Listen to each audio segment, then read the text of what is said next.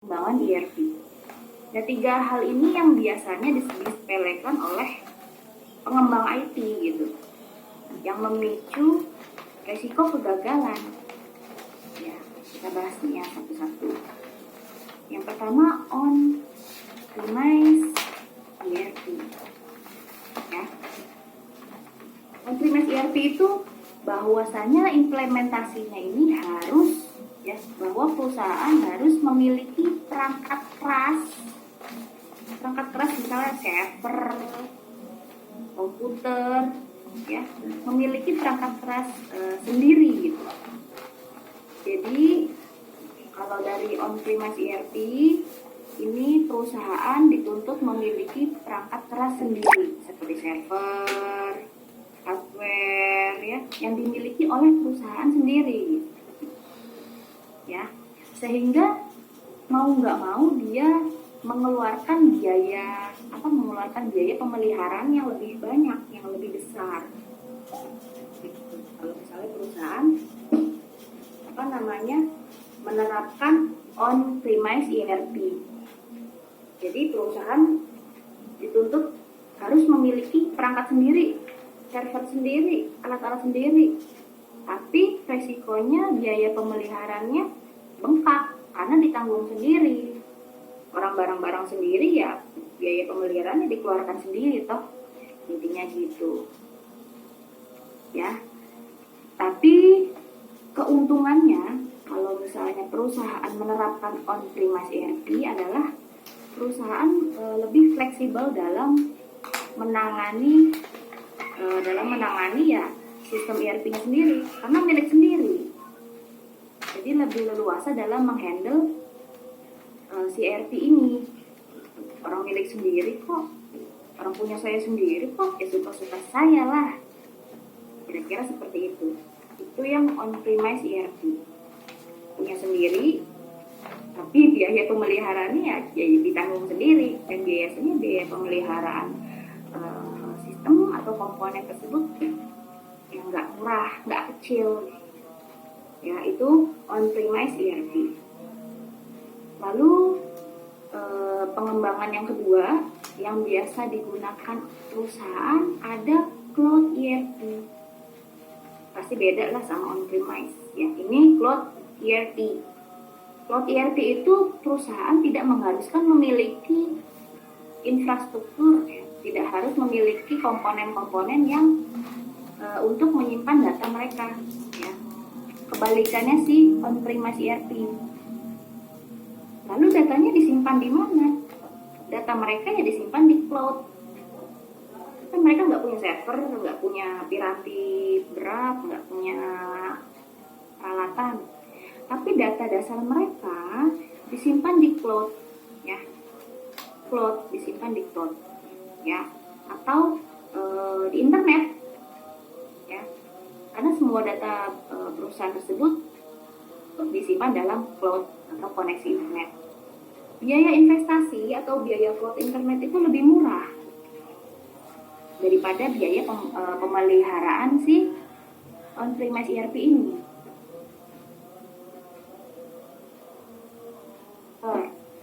Namun datanya disimpan di cloud. Tapi ada biaya overhead tiap bulan yang harus dibayarkan oleh perusahaan. Intinya kayak mau beli rumah atau mau sewa rumah gitu, intinya kayak gitu. Ya, kalau ini cloud ERP, ya tidak ada biaya pemeliharaan karena tidak memiliki perangkat, datanya disimpan di internet atau di cloud, tapi ada biaya bulanan yang harus dibayarkan, ya, namanya biaya overhead, ya, biaya overhead untuk biaya ya cloud-nya itu sendiri gitu, ya, dibayarkan selama mereka masih menggunakan cloud ini gitu. Nah, lalu yang ketiga ini ada hybrid, ya. Jadi kalau misalnya perusahaan menerapkan jenis pengembangannya dengan metode atau jenis hybrid, ya ini adalah kombinasi dari on-premise dan cloud. Jadi hybrid ini separuh-separuh, kombinasi dari on-premise dan cloud ERP.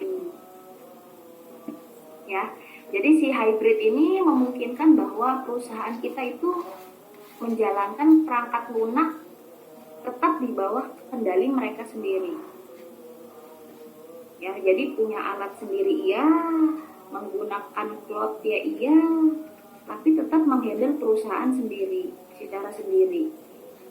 Ya, pokoknya hybrid ini campuran antara atau perpaduan dari on-premise dan si cloud. Ya, jadi ini 3 jenis pengembangan ERP ya yang biasanya banyak digunakan oleh perusahaan.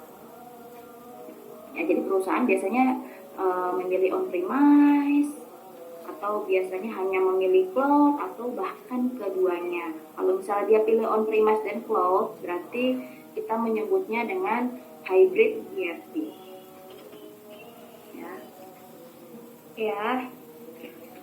Lalu masuk ke fase-fase implementasi ERP.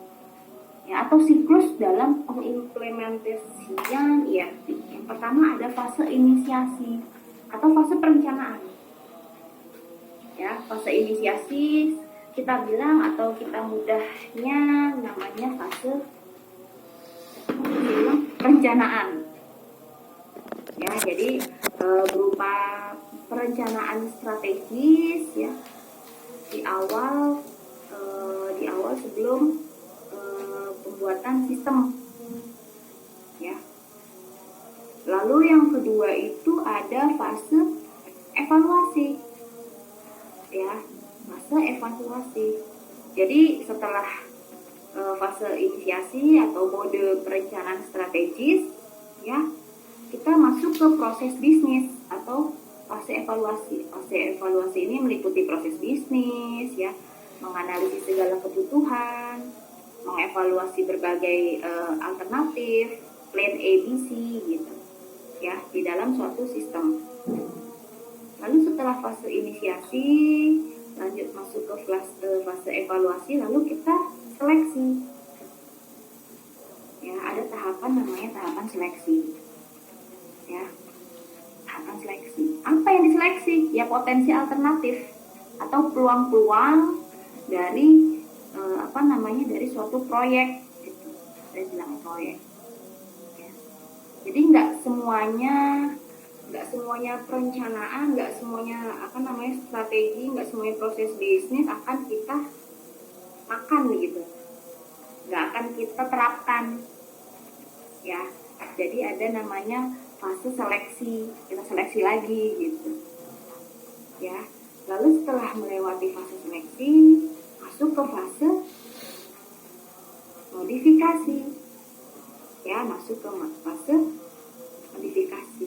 Maksudnya adalah modifikasi ini dimaksud bahwa adanya rangkaian proses analisis ya, serta pengujian ya, pengujian hingga didapatkan hasil yang diinginkan atau hingga batasan waktu yang telah kita tentukan. Ya, jadi setelah inisiasi, evaluasi, seleksi, fase modifikasi atau fase pengujian, diuji, ya, di cross check. Ya, apa yang di cross check? Ya, sistem ERP-nya, gitu. Kan kita mau mengimplementasi atau mau menerapkan ERP, mau meluncurkan ERP. Ya, kita modifikasi, namanya fase modifikasi, atau kita analisis, ya, atau kita uji hingga mendapatkan output yang kita inginkan. Setelah mendapatkan output yang diinginkan dengan rentang waktu yang telah kita tentukan, masuk ke fase penyelesaian atau fase finishing, fase final ya. Sudah selesai, masuk ke fase penyelesaian ya. Jadi kalau fase penyelesaian itu intinya ya kita tinggal mengevaluasi aja, mengevaluasi keberhasilan dan kegagalan dari peluang implementasi selanjutnya ya. Jadi ini masuk ke fase evaluasi tahap akhir penyelesaian ya, atau kalau misalnya kita mudahnya bilang ini tahapan review, fase review, tahap review apakah sistem ERP ini bisa berhasil atau gagal gitu intinya. Ya. Jadi ini fase-fase dalam penerapan ERP.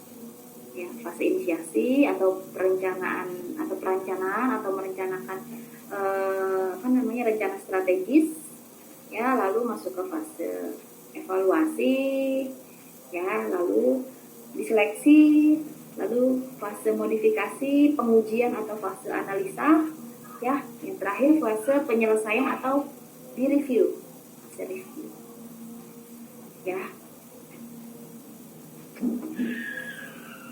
Nah, lalu ada keuntungan dan kerugian dari ERP. Keuntungan dan kerugian dari ERP. Ya, kita bahas keuntungannya dulu lah ya. Sisi positif dari keuntungan dari ERP. Yang pertama, kita akan mendapatkan data keuangan yang sudah terintegrasi. Ya, harapannya dengan enterprise resource planning ini kita sebagai perusahaan atau manajemen